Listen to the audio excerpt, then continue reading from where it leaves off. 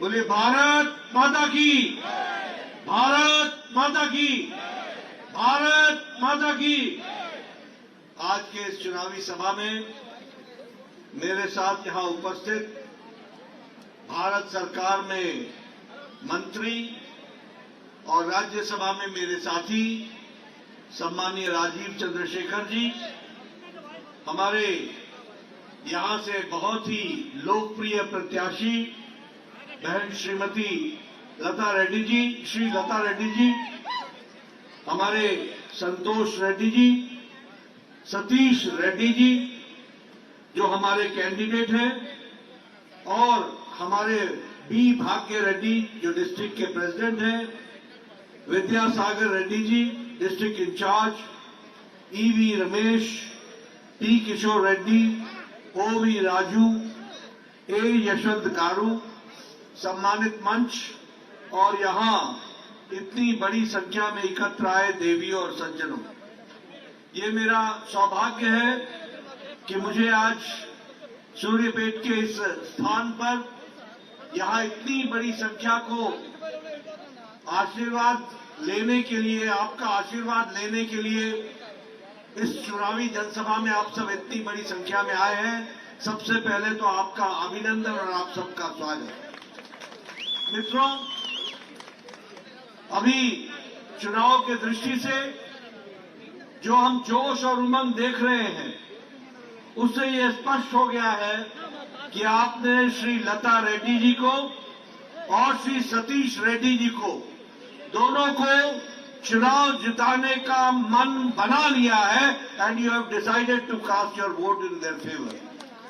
मित्रों, तेलंगाना की विषय पर अगर हम चर्चा करें तो हम जानते हैं कि तेलंगाना राज्य बहुत तपस्या के बाद, बहुत लड़ाई लड़ने के बाद, लाखों लोगों ने अपना योगदान करने के बाद तेलंगाना स्थापित किया, लेकिन तेलंगाना को आज का जो नेतृत्व है उसने पीछे धकेल दिया और तेलंगाना में एक परिवार, केसीआर परिवार को बढ़ाने का काम ये तेलंगाना की सरकार ने किया है। ये हमको ध्यान में रखना चाहिए। మీద ఉన్న పెద్దలందరికీ అదే విధంగా ఈ సభకు విచ్చేసిన హుజూర్ నగర్ ప్రజలందరికీ నా ధన్యవాదాలు। మీ ఉత్సాహం చూస్తా ఉంటే ఖచ్చితంగా శ్రీలతా రెడ్డి గారిని, సతీష్ రెడ్డి గారిని మీరు గెలిపిస్తారని నేను ఆశిస్తా ఉన్నాను। మిత్రులారా, తెలంగాణ విషయం కనుక చూస్తే ఎంతో లక్షలాది మంది తెలంగాణ కొరకు కొట్లాడి తెచ్చుకున్న తెలంగాణ ఈ రోజు ఒక కుటుంబంలో చేతిలో బందీ అయిపోయింది। కేవలం ఒక కుటుంబం మాత్రమే ముందుకు పోతా ఉంది। తెలంగాణ రాష్ట్రాన్ని మాత్రం వారు వెనుకడుగు వేయడం మనం చాలా బాధాకరంగా ఉంది। मित्रों, मैं यहां कहना चाहता हूं कि प्रधानमंत्री मोदी जी ने तेलंगाना के विकास के लिए जिस तरीके से आर्थिक मदद पहुंचाई है तेलंगाना को, इसके लिए तेलंगाना की जनता सदा ऋणी रही है। लेकिन ये सारी चीजों का कुशासन, मिसमैनेजमेंट और मिसमैनेजमेंट के साथ साथ भ्रष्टाचार, इसके कारण आज तेलंगाना में विकास का काम बिल्कुल रुक गया है।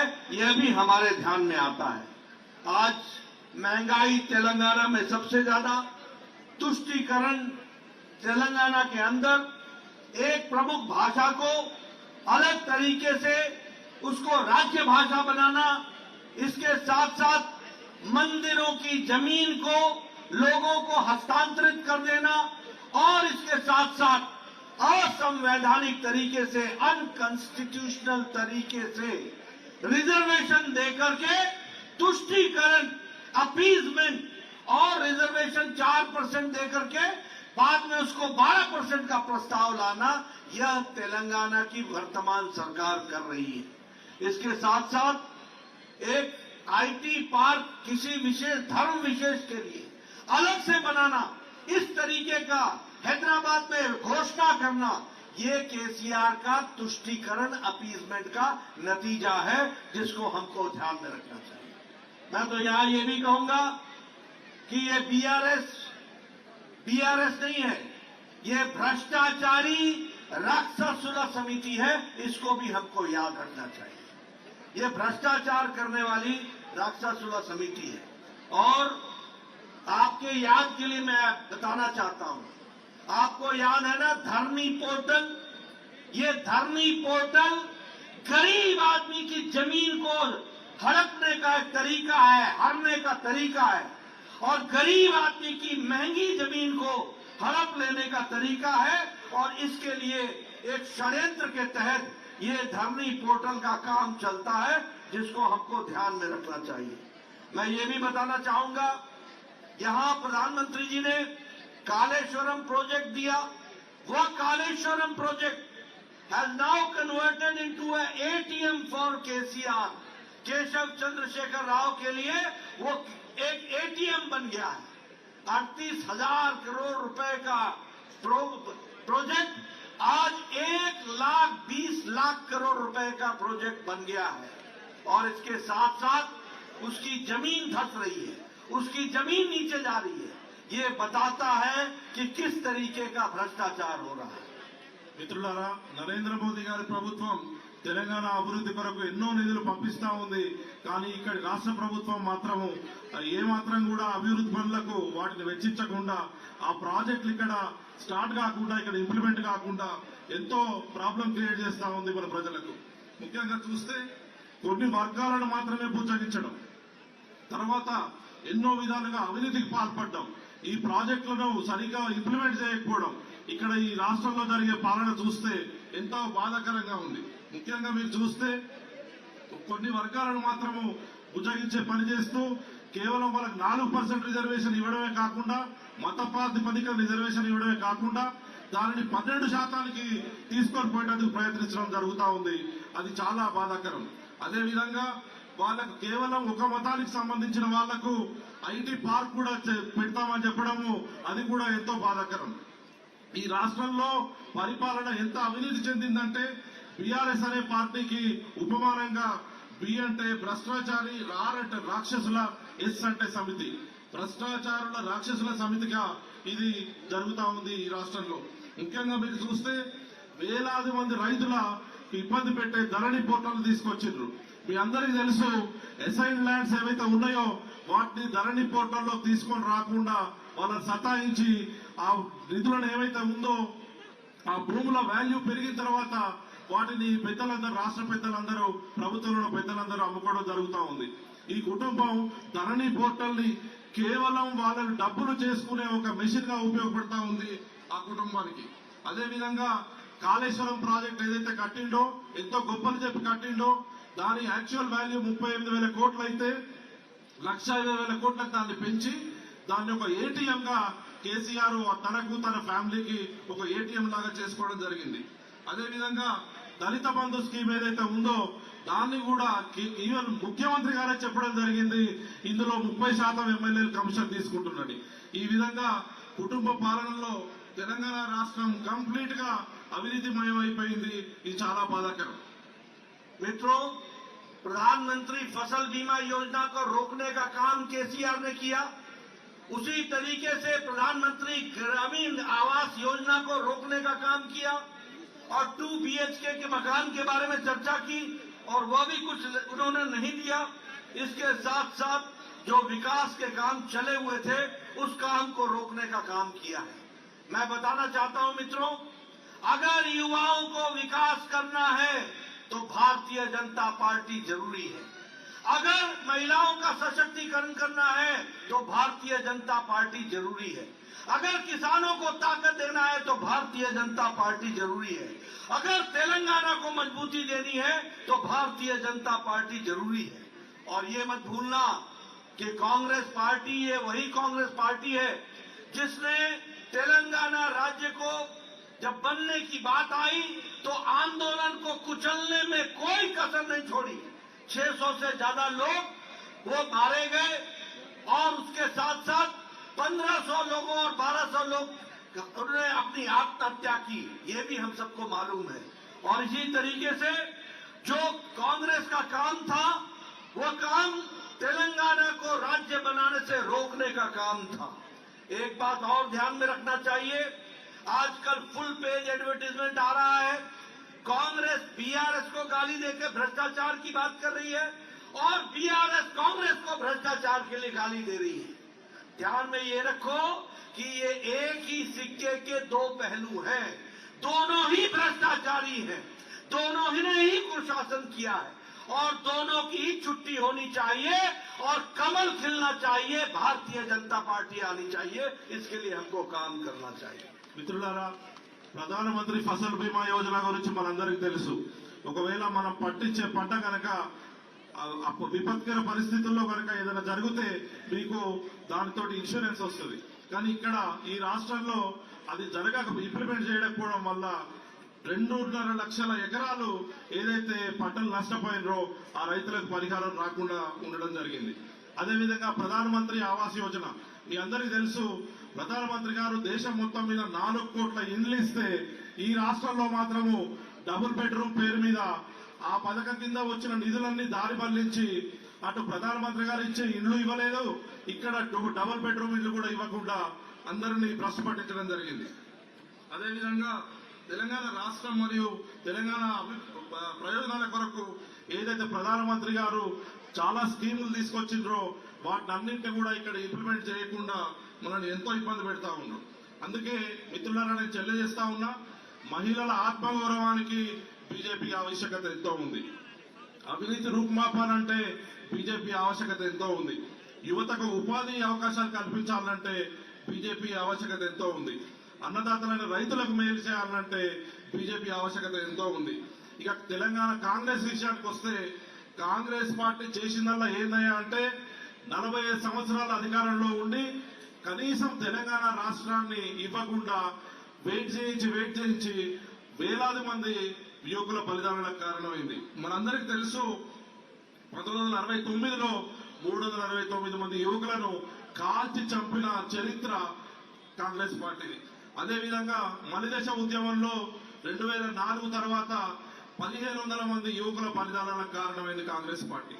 సోనియా గాంధీ 2004లో తెలంగాణ ఇస్తారని వాగ్దానం చేసింది. డిసెంబర్ 2009లో తెలంగాణ ఇచ్చి మళ్ళీ వాపసు తీసుకుంది. దాంతో కలత చెంది విద్యార్థులు దుర్మరణం పాలైతే ఈ కాంగ్రెస్ ఇవ్వకుండా నిరీక్షింపజేసి 2014 వరకు ఎంతవరకు మనల్ని సతాయించిందో మనందరికీ కూడా గుర్తుండాలి. ఈ విధంగా ఒకే నాణానికి 2 బొమ్మలు, 2 వైపులు కాంగ్రెస్ పార్టీ మరియు బీఆర్ఎస్ పార్టీ, ఈ 2 పార్టీలు కూడా మన తెలంగాణ రాష్ట్రాన్ని భ్రష్టు పట్టించినందుకే ఉన్నాయి. ఇది మీరు గమనించాలని నేను తెలియజేస్తా ఉన్నా. मित्रों, आपके ध्यान में आया है कि प्रधानमंत्री मोदी के नेतृत्व में किस तरीके से देश आगे बढ़ रहा है। महिलाओं का सशक्तिकरण हो रहा है, किसानों को ताकत दी जा रही है, युवाओं के आशाओं और आकांक्षाओं को आगे बढ़ाने का काम हो रहा है, किसानों को ताकत दी जा रही है, हमारे अनुसूचित जाति के लोगों को ताकत दी जा रही है, हमारे अनुसूचित जनजाति लोगों को ताकत दी जा रही है और आज भारत 5वें नंबर की अर्थव्यवस्था बन गया है। हमारे इस्पात में नंबर 2 पर आकर के खड़ा हो गया है। मोबाइल की मैन्युफैक्चरिंग में हम 97% बढ़कर के आ गए। प्रधानमंत्री आवास योजना, प्रधानमंत्री गरीब कल्याण अन्न योजना, उज्ज्वला योजना, उजाला योजना, सौभाग्य योजना, ये सारी योजनाएं आम गरीब व्यक्ति को ताकत दे रही है।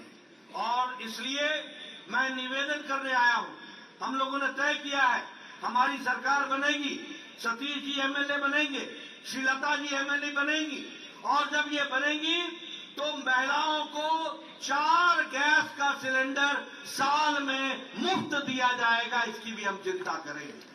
इसके साथ साथ एक बैकवर्ड कमेटी का चीफ मिनिस्टर बनेगा जो सबका साथ, सबका विकास, सबका विश्वास, सबका प्रयास लेके चलेगा। उसी तरीके से हम पैडी पर, चावल पर हम एमएसपी 3,100 प्रति क्विंटल देंगे, इसका भी हम काम करेंगे। और फर्टिलाइजर में जो हम प्रति एकड़ 18,000 फर्टिलाइजर पर हम सब्सिडी दे रहे हैं, उस पर हम 2,500 रुपए और बोनस मार्जिनल फार्मर्स को इनपुट देंगे, इसकी भी हम चिंता करेंगे। हम पेट्रोल और डीजल के प्राइसेस को घटाएंगे। हम बच्चों को जो कॉलेज जाएंगी बच्चियां, उनको हम फ्री लैपटॉप देंगे, इसकी भी हम व्यवस्था करेंगे। और इसके साथ साथ सेल्फ हेल्प ग्रुप को 1% पर हम लोन देंगे, ये भी हम काम करेंगे। इसी तरीके से 6 महीने के अंदर तेलंगाना पब्लिक सर्विस कमीशन में ग्रुप ए और ग्रुप बी की ट्रांसपेरेंट तरीके से परीक्षा करा के हम नौकरियां लगाएंगे, इसकी भी हम चिंता करेंगे। और इसके साथ साथ जो आयुष्मान भारत में आज गरीब आदमी को 5 लाख रुपए का हेल्थ कवर मिलता है, अब वो 10 लाख रुपए का हेल्थ कवर देंगे, इसकी भी हम व्यवस्था करेंगे।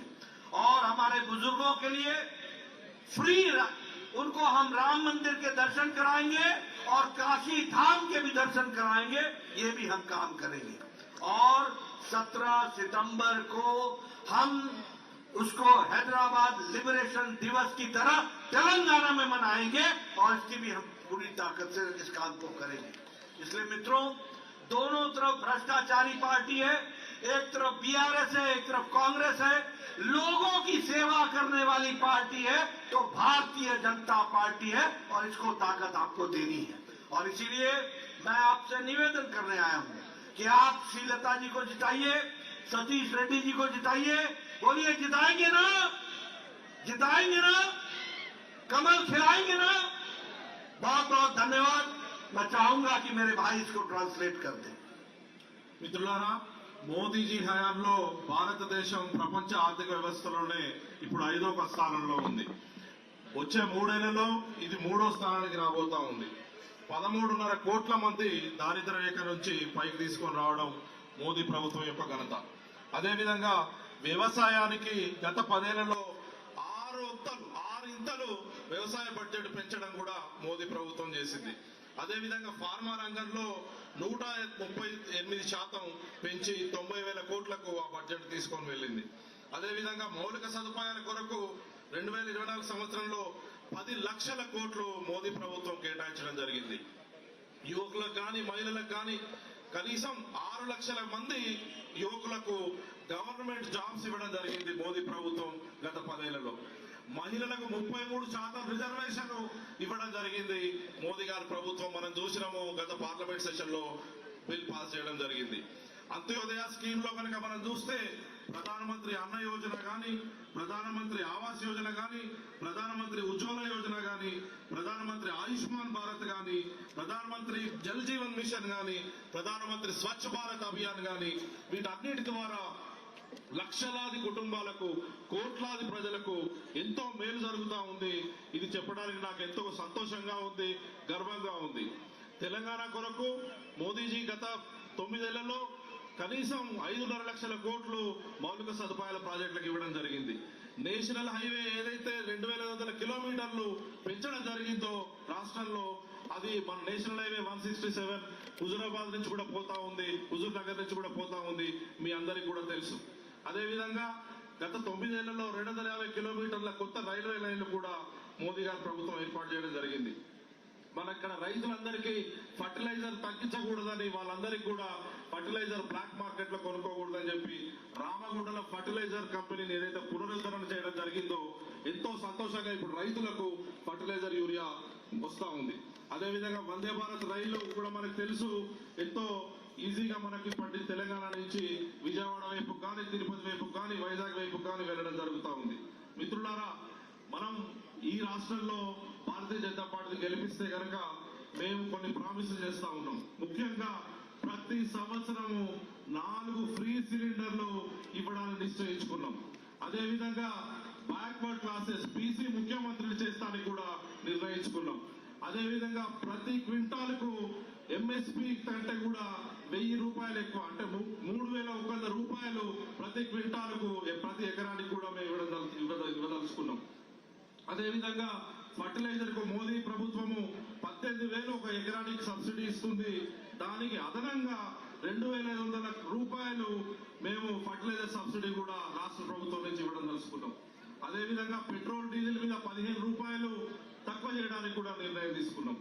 ప్రతి బాలిక ఎవరైతే డిగ్రీకి వెళ్లే బాలికలు ఉంటారో వాళ్ళందరికీ ఫ్రీ ల్యాప్టాప్స్ ఇవ్వడానికి కూడా నిర్ణయం తీసుకున్నాం.